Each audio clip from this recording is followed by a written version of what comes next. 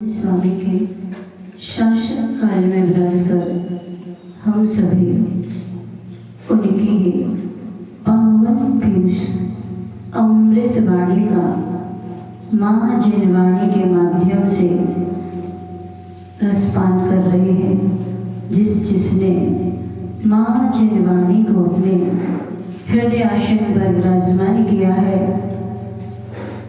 माँ जिनवाणी ने उसे 3 लोक के शिखर पर विराजमान किया है। आज हमारे आराध्य प्रभु श्यामनाथ स्वामी का निर्वाण महोत्सव है। आज का ही वह पावन पवित्र दिन हमारे प्रभु ने अपने लक्ष्य को प्राप्त किया था। इसके साथ साथ आज रक्षाबंधन उत्सव भी है। इसे पर्व भी कहते हैं। पर्व 2 प्रकार के होते हैं। एक व्यक्ति विशेष से संबंध रखते हैं और दूसरे घटना विशेष से संबंध रखते हैं।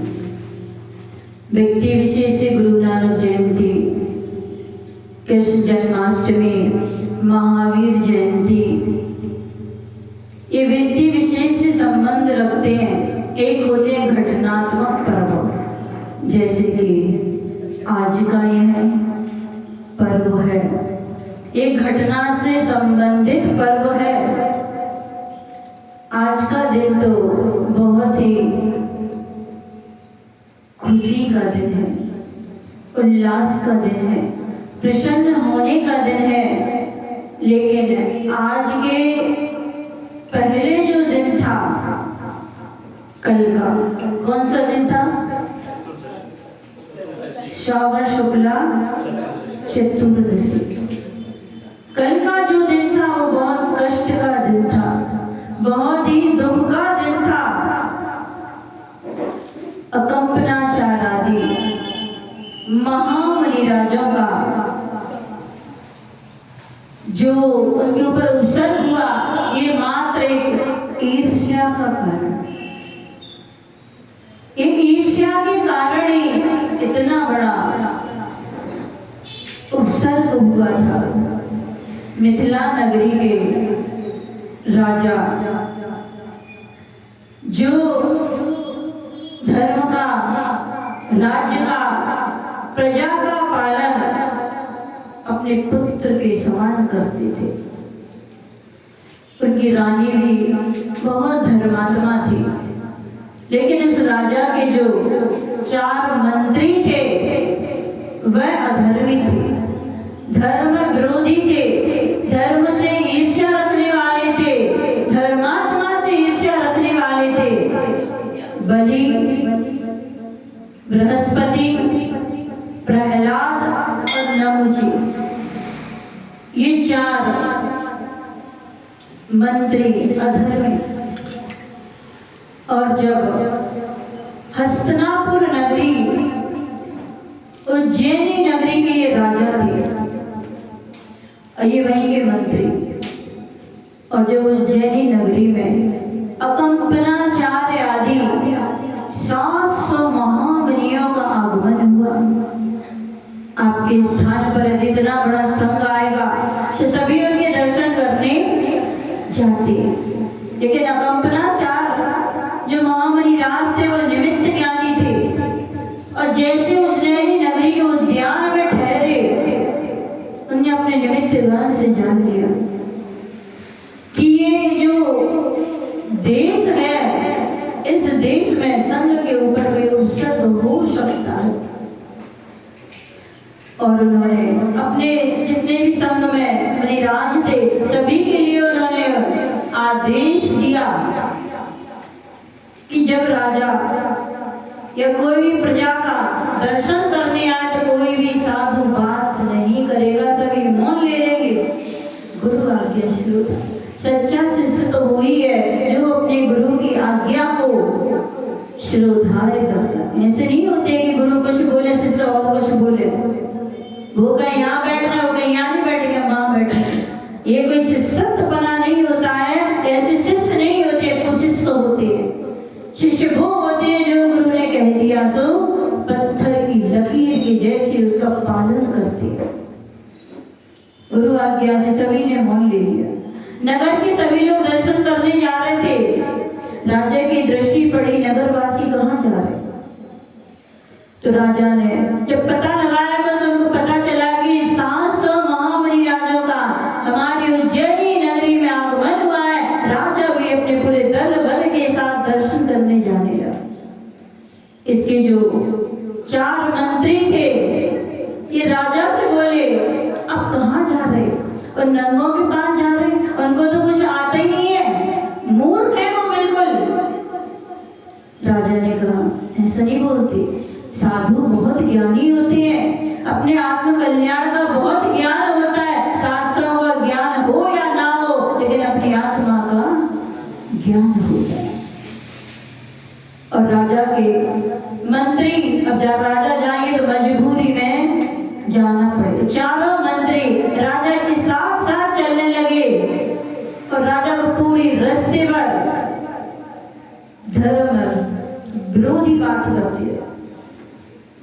और जैसे ही वहां पहुंचे सभी साधुओं का मौन था। कोई जाप कर रहा था, कोई लिख रहा था, कोई पढ़ रहा था, कोई पाठ कर रहा था, लेकिन किसी ने भी राजा के ऊपर दृष्टि नहीं डाली, किसी ने राजा से बात नहीं की। लेकिन राजा तो धर्मात्मा था, सभी साधुओं को दर्शन करके वापस लौट आया। और जब लौट रहे थे तो रास्ते में शुद्ध सागर महामुनिराज जो कि आहारचर्या से लौट रहे थे, रास्ते में राजा के लिए टकराए। राजा ने नमस्ते किया और राजा से कहते हैं मंत्री, देखिए राजा साहब, एक ये मूर्ख चला आ रहा है, पीठ त्यक्त्वा पीला दही खा करके। मुनिराज जो थे आगम के ज्ञान, उन्होंने कहा कि दही पीला नहीं होता, दही तो सफेद होता है।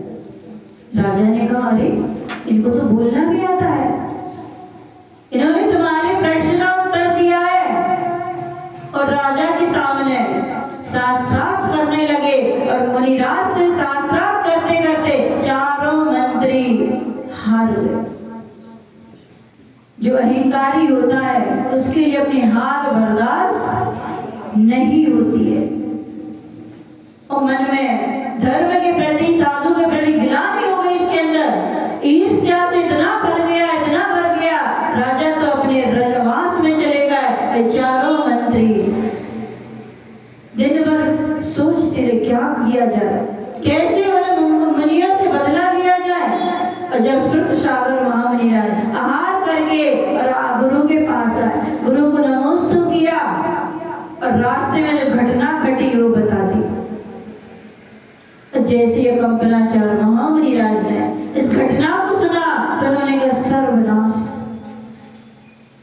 तुमने पूरे संघ के ऊपर उपसर्ग कर दिया। तुमने कि क्या हुआ गुरुदेव, मैंने क्या कर दिया, मैं तो हार करके आ रहा हूँ। रास्ते में जो नास्तिक थे मैंने उनको उसका उत्तर दिया है, मैंने क्या गलत कर दिया गुरुदेव, मुझे क्षमा कीजिए। गुरु ने कहा तुमने पूरे संघ के लिए आपत्ति में डाल दिया। तुमने गुरु जी मुझे प्रायश्चित दीजिए, मेरे कारण यदि ऐसा है तो आप मुझे प्रायश्चित दीजिए। गुरु ने कहा जिस स्थान पर तुम्हारा शास्त्रार्थ हुआ था, जिस स्थान पर तुम्हें वो चारों मंत्री मिले थे, तुम्हें आज रात्रि में वहीं रहना। गुरु आगे श्रद्धा कर वापिस संघ से लौट करके और उसी चौराहे पर खड़े हो गए जहाँ वो मंत्री मिले थे। और जैसे मुनिराज ध्यानस्थ थे और चारों मंत्रियों में रात में विचार विमर्श किया और चारों के चारों हाथ में तलवार लेकर के मन में विचार करके आए थे कि 700 के 700 मुनियों के तलवार लेकर जा रहे थे। रास्ते में यही सुत सागर मणिराज मिल गए और जैसे चारों ने मणिराज को देखा, मन में क्रोध भड़क गया और विचार करने लगे, पहले तो इससे निपट लूं, इसी ने मुझे राजा के सामने नीचा दिखाया है, सबसे पहले इससे इसका काम तमाम करते हैं, इसके बाद आगे मैया के पास चलते। और जैसे अब पाप करने तो सब डरते, पाप करते हो लेकिन पाप करने से डर भी लगता है। एक कहता है कि तुम पहले तलवार उठा, दूसरा कहता है तुम पहले तलवार उठा, तीसरा कहता है तुम पहले तलवार उठा। एक सबको डर था कि ऐसे नहीं पाप का बंद मुझे ही हो जाए। तो चारों ने विचार विमर्श किया कि चारों एक साथ वार करते हैं। और जैसे चारों ने एक साथ तलवार उठाई, वन देवी ने चारों की तलवार को कील दिया, स्टैचू बना दिया, चारों के चार तलवार उठाए हुए और मणिराज बीच में खड़े हुए। और सुबह हो गया। जब सुबह नगरवासी मणिराज के दर्शन करने जा रहे थे तो रास्ते में इस दृश्य को देख करके आश्चर्यचकित, ये क्या है, ये क्या है। राजा को बुलाया गया। राजा ने आकर के चारों मंत्रियों को, जो धर्म से द्वेष रखने वाले थे, चारों मंत्रियों को बुला करके उनका काला मुंह करके गधे में बिठा करके और उनके सिर मुड़वा करके और उनको नगर से बाहर निकाल दिया। चारों अपने अपमान को सहन करते हुए और वहां से बाहर निकल गए। इधर आवंती देश में श्रीवर्मा राजा और श्रीमती उनकी रानी, उनके ऊपर उनके दो पुत्र थे, एक पद्म एक विष्णु कुमार। विष्णु कुमार के लिए वैराग को उन्होंने दीक्षा ले ली और राजा पद्मजी तो उनके लिए राज तिलक करके, विष्णु कुमार उनके पिता ने महापद्म ने दीक्षा ले ली और एक जो पुत्र थे वो राज में राजभार को संभालने लगे और उनको अकेला समझ करके किसी शत्रु ने उनके ऊपर आक्रमण कर दिया और आक्रमण करने से उन्होंने अपनी हार स्वीकार करने वाले थे। इधर से चारों जो मंत्री थे, इनको पता चला कि हस्तिनापुर के राजा के ऊपर शत्रु ने चढ़ाई कर दी है, तो उनका बल बढ़ाने के लिए, उनका सहयोग करने के लिए ये चारों मंत्री उनके पास पहुंचे। अब निपुण तो थे मंत्री, मंत्री उन्हीं को बनाया जाता है जो निपुण होते हैं, बुद्धि में चतुर होते हैं, उन्हीं के मंत्री पद पर रखते हैं, क्योंकि राजा के बाद मंत्री का ही नंबर आता है। तो चारों मंत्री जब राजा के पास पहुंचे और राजा से महापद्म राजा से बोले कि राजा साहब, मैंने सुना है कि आपके ऊपर शत्रु आक्रमण करना चाहते हैं।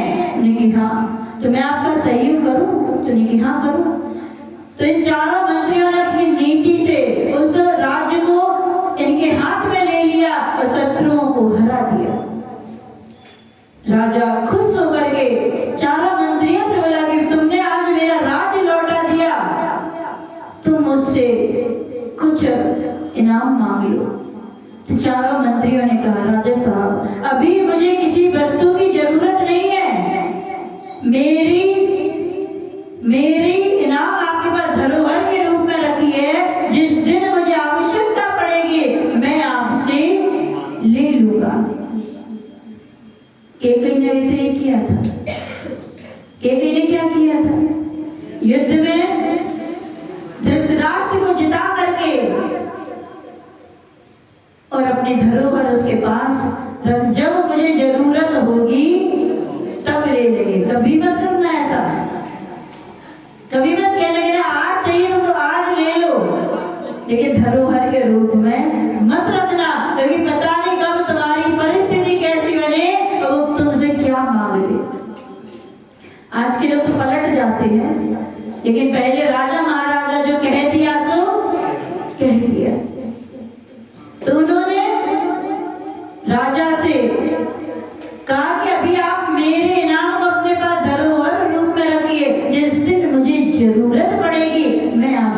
हालेलुया।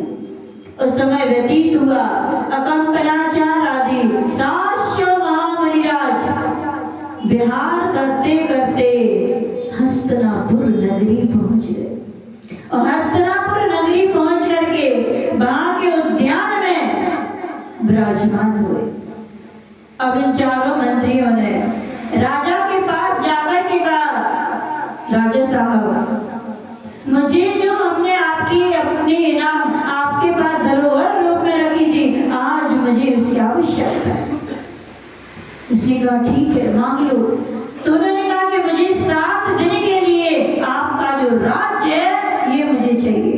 तो राजा ने कहा 7 दिन के लिए राज क्यों? तो उन्होंने कहा आपने बोला था जो चाहिए मैं वो दूंगा, मुझे 7 दिन के लिए राज्य चाहिए, आप मुझे राज्य 7 दिन के लिए। राजा ने मन में विचार किया, ठीक है, यदि शत्रु आक्रमण कर लेता तो मेरा तो पूरा राज्य ही चला जाता। ये तो 7 दिन के लिए मांग रहे हैं, इसी बात तो मेरा ही है। राजा ने कहा ठीक है, 7 दिन के लिए मैं तुम्हें राज्य तलब करता हूँ।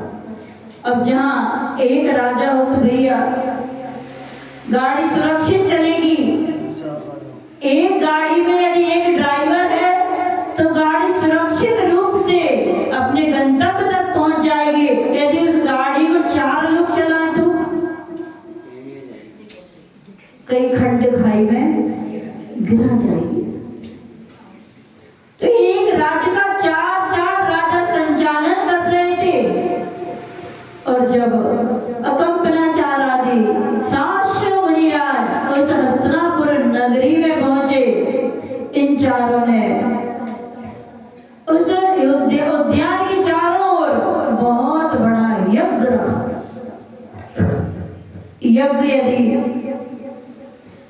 यदि धूप से होता है तो खुशबू फैलती है, कपूर से होता है तो खुशबू फैलती है। लेकिन वहां कौन सा यज्ञ चल रहा था? अश्वमेध, नरमेघ यज्ञ, जहां नरों को यानी मनुष्य को डाला जाए, वो नरमेघ यज्ञ। यहाँ पशु पक्षियों को उस यज्ञ में होम किया जा रहा था। थोड़ी सी आपके लिए प्लास्टिक बाहर जलती कैसी बदबू आती है। कोई जानवर पड़ा हो बाहर छोटा सा, उसकी कैसी बदबू आती है। लेकिन जहां 1 दिन 2 दिन 3 दिन 4 दिन 7 दिन तक लगातार पशुओं का होम किया जा रहा हो, वहां की क्या कंडीशन होगी।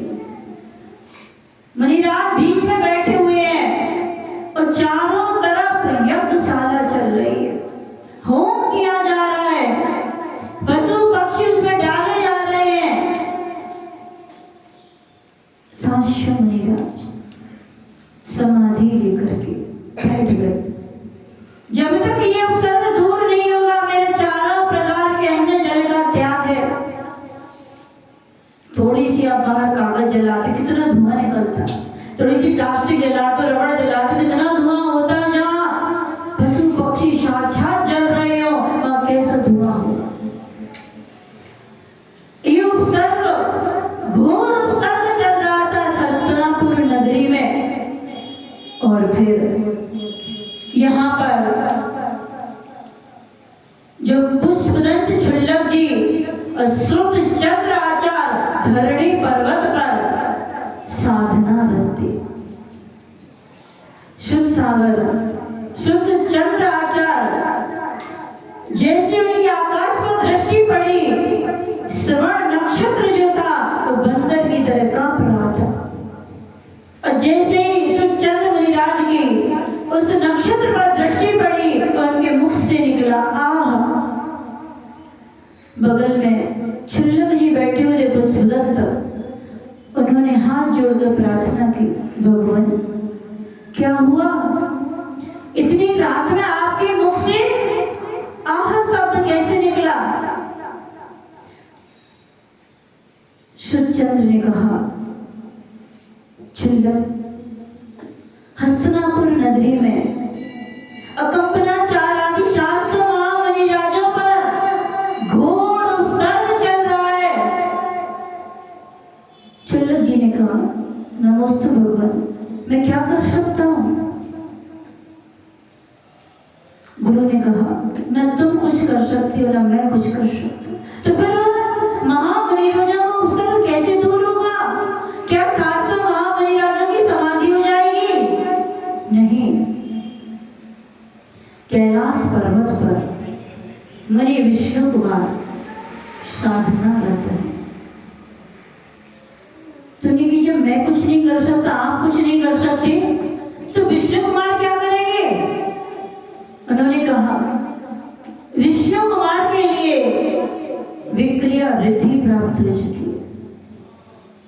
विक्रिया रिद्धि विष्णु कुमार मुनि के लिए प्राप्त हो चुकी है, लेकिन उनको नहीं पता है। क्योंकि साधुओं के पास बहुत सारी रिद्धि सिद्धियां होती हैं, लेकिन साधु कभी उनका उपयोग नहीं करते हैं। उनको स्वयं नहीं पता होता है कि उनके पास क्या है। जो सच्चे मुनि होते हैं, जो सच्चे साधक होते हैं, उनको अपनी विद्याओं का ध्यान नहीं रहता है।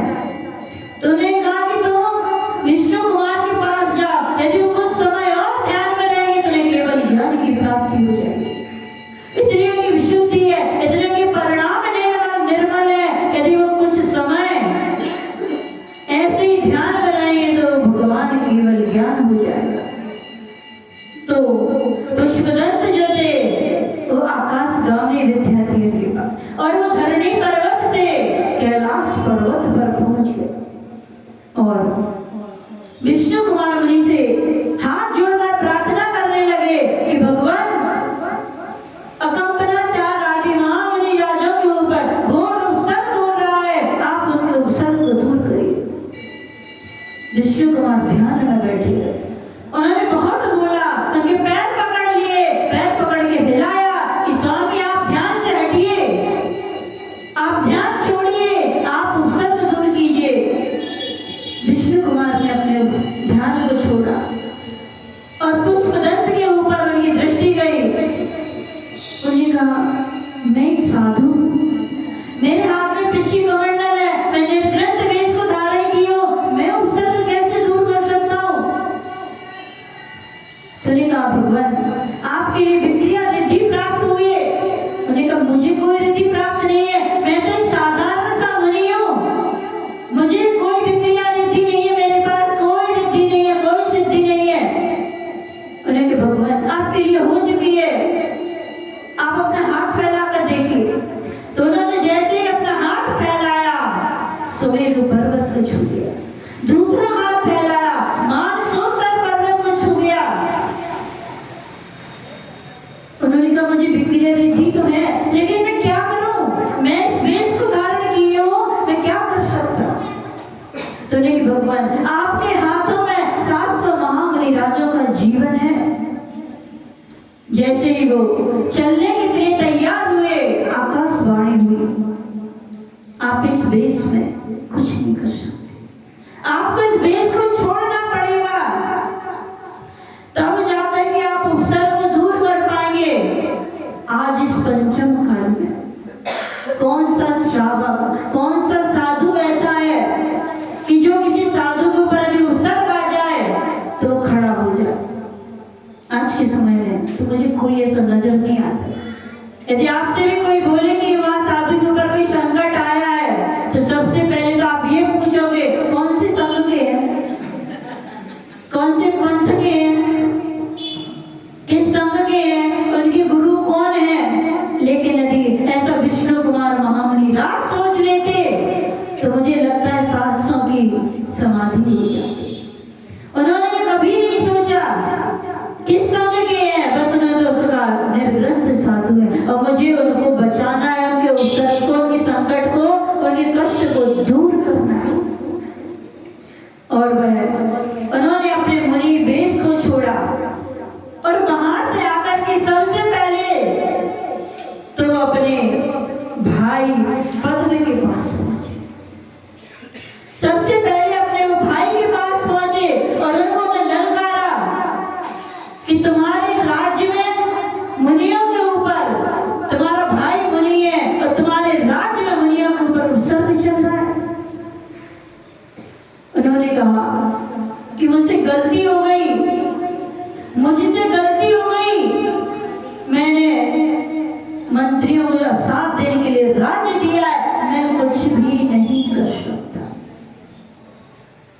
विष्णु कुमार ने वहां से आकर के और यहाँ सारे श्रावक जो थे, हस्तिनापुर के सारे श्रावक थे, आंसू बहा रहे थे, रो रहे थे, लेकिन उपसर्ग दूर नहीं कर पा रहे थे। कोई भगवान के पास बैठकर के जाप कर रहा था, कोई एकादशी कर रहा था, कोई उपवास किए बैठ, पूरी हस्तिनापुर नगरी के श्रावक उपवास किए बैठ के भगवान के चरणों में बैठे थे, भगवान से प्रार्थना कर रहे थे कि भगवान इस उपसर्ग को कैसे दूर हो। विष्णु कुमार जो थे, इन्होंने ब्राह्मण का रूप धारण किया, क्योंकि विक्रिया रिद्धि थी, वैकृत शरीर नहीं था, विक्रिया रिद्धि थी, जिससे अपने शरीर को हल्का भारी कैसा भी कर सकते। तो उन्होंने बावन का रूप धारण किया, यानी ब्राह्मण का रूप धारण किया। 52 अंगुल का जो होता है वो बहुत शुभ माना जाता है, और जब इन लोगों के यज्ञ वगैरह होते हैं और 52 अंगुल यानी 52 छोटा कोई ब्राह्मण आते जो लोग बहुत शुभ मानते हैं। और जैसे ही यज्ञ में आए, चारों मंत्री उठकर खड़े हो गए, हाथ जोड़ लिए, अहो भाग मेरा कि मेरे से यज्ञ में आप पधारे। और उन्होंने कहा कि जब कोई अपने आता है तो अपन कुछ ना कुछ उसके लिए उपहार भी देते हैं। तो उन्होंने उस ब्राह्मण से कहा कि आप मेरे यज्ञ में पधारे, आप कुछ उपहार लीजिए। विष्णु कुमार ने कहा मुझे कुछ नहीं चाहिए, मुझे बस 3 पग जमीन चाहिए। चारों मंत्री हंसने लगे, इतना सा ब्राह्मण 3 पग जगह कितनी होगी? तो उन्होंने कहा ब्राह्मण जी आप अपने पग से 3 पग जमीन नाप लीजिए, मैं आपको देता हूं। तो उन्होंने एक पैर रखा, सुमेरु पर्वत पर पहुंच गया, दूसरा पैर रखा, मानसरोवर पर्वत पर पहुंच गया, पूरी पृथ्वी नाप ली। उन्होंने कहा तीसरा पैर कहां रखूं? पूरा उन्होंने 2.5 दीप नाप लिया, तीसरा पैर कहां रखूं? चारों मंत्री उल्टे लेटे तो मेरी पीठ पर रख दीजिए। और विष्णु कुमार ने चारों के लिए एक पैर से दबा दिया, सारे श्रावकों को बुलाया और उस सर्व को, सारे यज्ञों को ठंडा किया गया। मणिराज तो समाधि लेकर बैठे हुए थे, कोई गिर गए थे, धुएं के कारण गले उनके बंद हो चुके थे, कोई गिर गए थे, कोई बेहोश हो गए थे, कोई ध्यान में बैठे हुए थे। विष्णु कुमार ने सभी श्रावकों को बुला करके सभी साधुओं की वहां से उठाया, उनकी भैयावृत्ति की, और पूरी हस्तिनापुर नगरी में आज का ही वो दिन था जिस दिन हमारे महामणि राजा का उपसर्ग दूर हुआ था। आज का ये बहुत खुशी का दिन था, बहुत हर्ष का दिन था, प्रसन्नता का दिन था कि आज हमारे शासक महामणि राज सुरक्षित थे। और विष्णु कुमार ने सभी श्रावकों को बुला करके पूरे हस्तिनापुर नगरी में चौकी लगवाए। एक घर ऐसा नहीं था जिसके घर में चौका ना लगाओ। मणिराज भले 700 थे, लेकिन चौका 10,000 चौके लगे और ज्यादा ही चौके लगे होंगे। हर घर में चौके लगे थे। नंदनगर में कितने चौके हैं? हर घर में चौका लगना चाहिए। आप लोग भोजन नहीं करोगे क्या? कि उपास है आज सबका? आज तो आप ये सोचते कि आज सौभाग्य है कि मैं शुद्ध भोजन करूंगा। आज सबका ये नियम होना चाहिए कि आज मैं शुद्ध भोजन करूंगा, आज मैं साधु का पड़गाहन भी करूंगा। लेकिन ये पुण्य हर किसी का कहाँ होता है? ये पुण्य हर किसी का कहाँ होता? सौभाग्यशालियों के लिए ये दिन प्राप्त होते हैं। हर घर में चौका लगा। और आज काय के हाथ हुए थे? खीर के, सेवैया की खीर। खीर क्यों बनवाई थी विष्णु कुमार ने?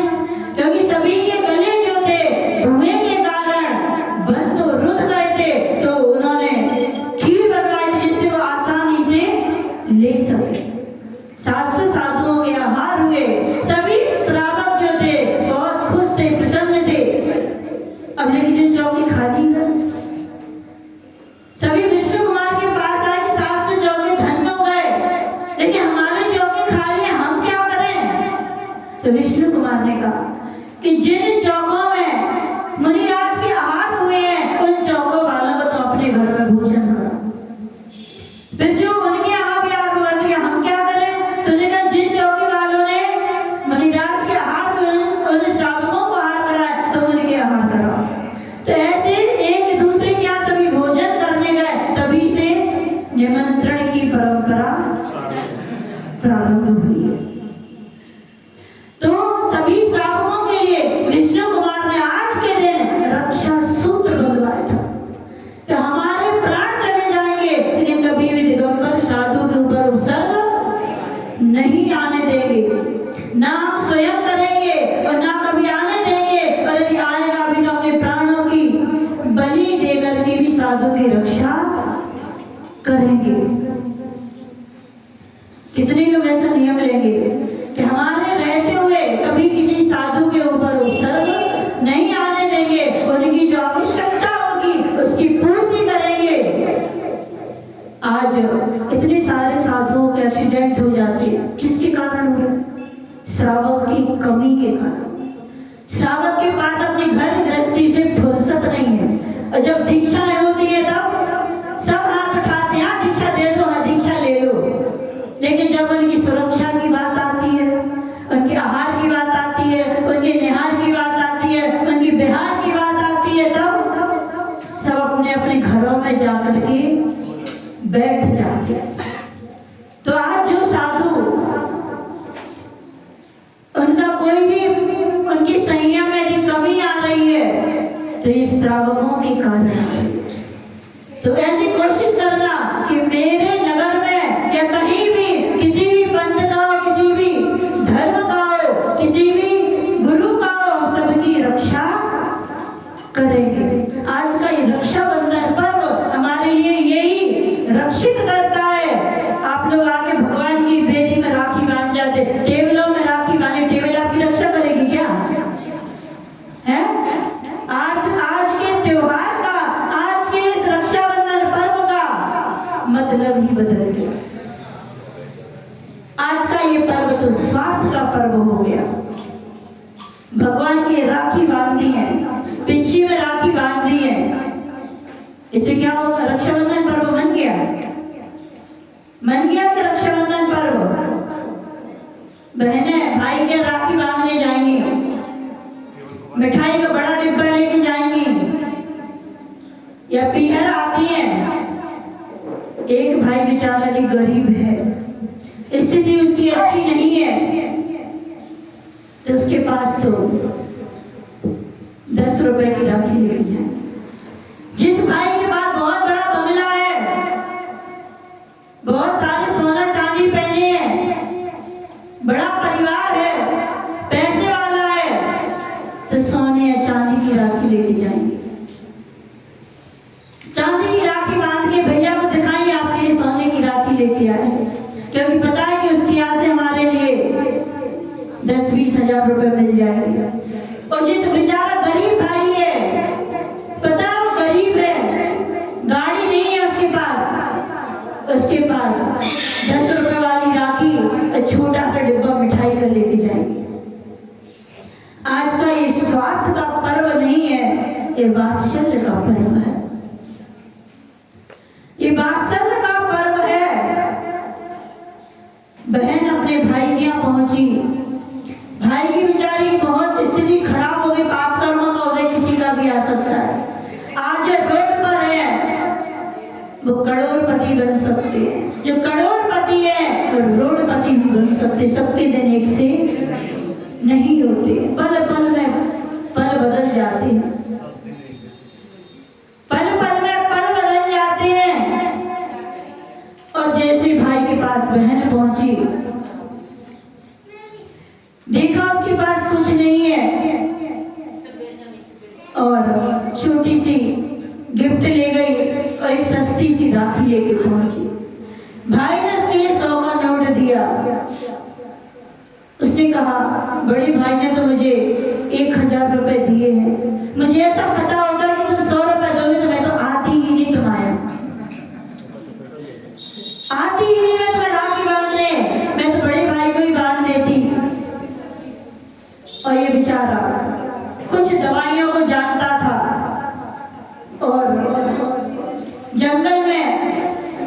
6 दवाई लेके आए और वहां राजा की जो पुत्री थी उसके लिए एक बहुत जीर्ण ज्वर हो गया। तो राजा ने सभी वैद्यों को दिखाया, डॉक्टरों को दिखाया, लेकिन उसके लिए स्वास्थ्य लाभ नहीं हुआ। ये जो श्रावक था इसके लिए पता चला तो ये अपनी दवाई को लेकर के पहुंचा और इसने जैसे ही राजकुमारी के वो मुख में वो दवा डाली स्वस्थ हो गई। राजा ने खुश होकर के अपना आधा राज्य उसके लिए दे दिया, बहुत सारे वस्त्र आभूषण दिए, स्वर्ण से भरे हुए थाल दिए। और जैसे ही ये बात, ऐसी बात छुपती है क्या, ये बात हवा के समय पूरे में फैल गई। इसकी बहन को भी पता चला। ये बहन सोने की राखी लेकर के अपने भाई को बांधने के लिए आई और जैसे ही दरवाजे पर आई, भाई जो था थाल रखे हुए था और थाल के लिए मुंह में रख रहा था। कभी कंगन को उठा के मुंह तक ले जाता, कभी अंगूठी को उठाकर मुंह तक ले जाता, कभी हार के लिए मुंह तक ले जाता। बहन इस दृश्य को गेट पर खड़ी खड़ी देख रही और दौड़ करके आई, भैया आप ये क्या कर रहे हो? क्या सोना चांदी कोई खाता है? भाई ने कहा कीमत तो इसी की है, कीमत तो इसी की है। कल मेरे पास नहीं थी, तब तुम किस कंडीशन में मेरे पास आई थी, और आज मेरे पास बहुत कुछ है, तुम सोने की राखी लेकर के आई।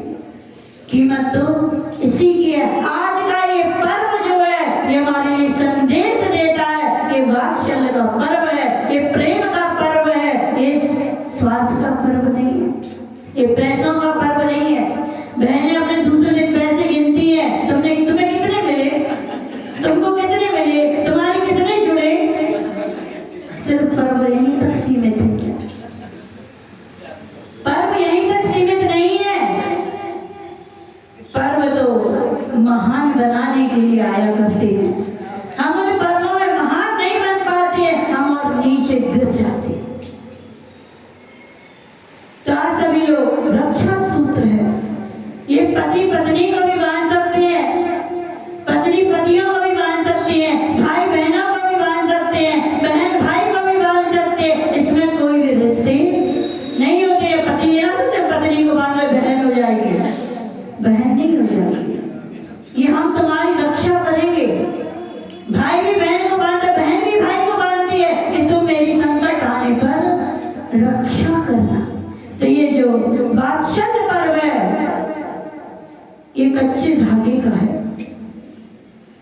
ये सूत का पर्व है। विष्णु कुमार महामुनिराज ने सभी श्रावकों के लिए एक दूसरे से रक्षा सूत्र बंधवाया था कि कभी भी धर्म के ऊपर, धर्मात्मा के ऊपर कभी भी संकट आएगा तो हम उसकी अपने प्राण देकर के भी हम उसकी रक्षा करेंगे। अकलंक स्वामी ने अपने भाई को खो करके, अपने भाई की बलि दे करके उसने धर्म की रक्षा की थी।